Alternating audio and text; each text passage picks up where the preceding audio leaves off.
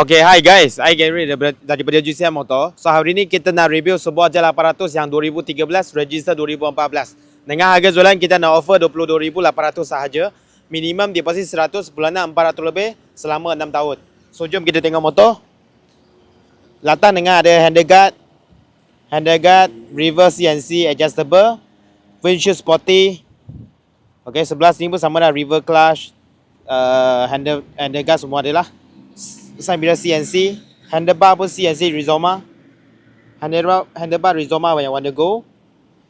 Okey, lepas tu ada sport windshield depan. Ada LED signal dengan macam biasalah USB fork. Tayar depan ada 50% lagi daripada PDRI dia ambil Rosso 2. Lepas tu pakai Nissin punya caliper brake. Kemudian steer barrier hose, radiator guard, manifold pun lawa lagi. Alright, so ini frame slider, engine guard dah ada. Dengan owner ada tambah stride ni. Okey, ada tambah stride ni. Owner yang tambah. Kemudian ada datang dengan exhaust slip on Scorpion.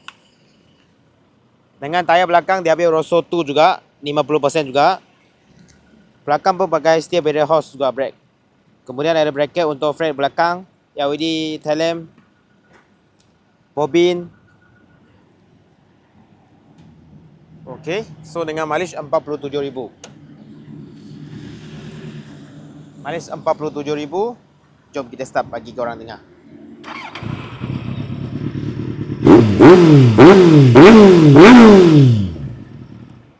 Alright, sesiapa kalau yang minat boleh PM kita.